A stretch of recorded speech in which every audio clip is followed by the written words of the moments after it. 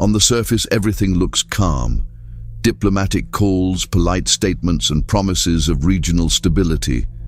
But behind the scenes, an entirely different story may be unfolding. Recently, Saudi Crown Prince Mohammed bin Salman held a phone call with UAE President Mohammed bin Zayed Al Nahyan. They discussed cooperation about strengthening security and emphasized stability in the region.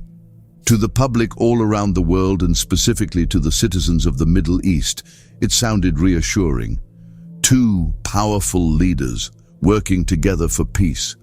But here's the question no one is asking loudly enough.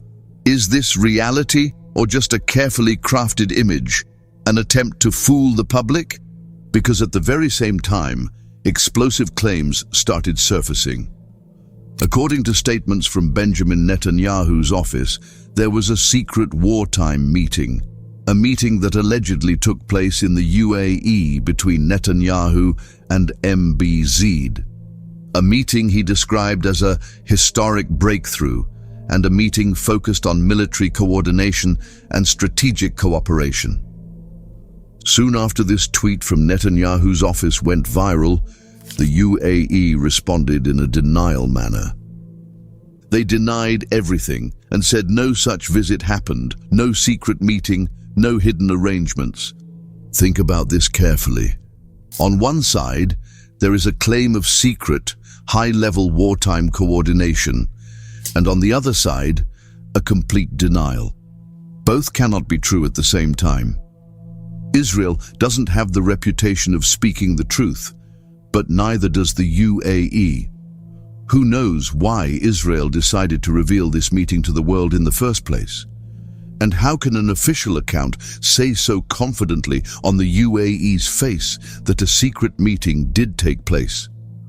In this scenario, it appears that a meeting did take place, and it was indeed a top-secret one.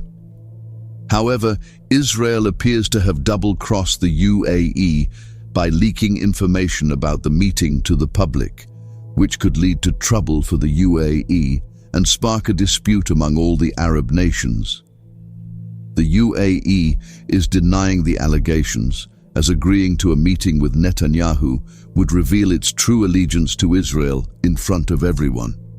Reports from major outlets also suggest intelligence coordination during the conflict, visits by Israeli officials to the UAE, and even discussions involving advanced defense systems.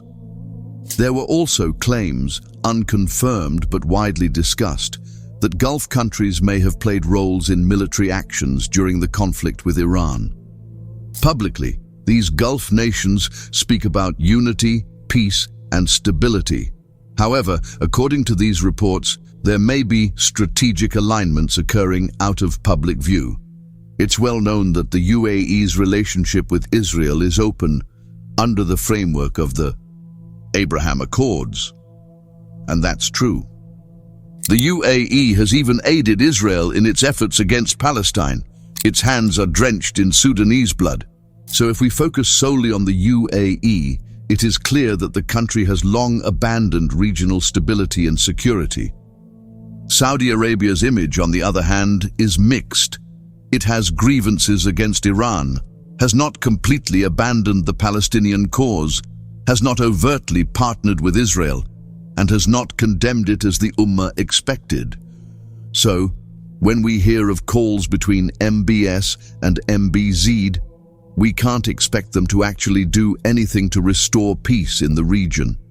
It could also be a ruse to reassure the residents of their respective countries that they are working for regional stability, or it could be true that they want peace to return to the region because such instability will harm both countries' tourism industries. So, what are we really watching? Is this genuine diplomacy, or is it carefully staged politics? Publicly they say unity, stability, and cooperation. But behind the scenes, possibly a far more complex web of alliances and strategies. This is why neither MBS nor MBZ can be trusted with anything they say to the world. Because when words and actions don't match, people begin to question everything. And once that doubt begins, it doesn't go away. That's all for today. If you found the video informative, please like it and subscribe to the channel. Jazakum Allahu khairan.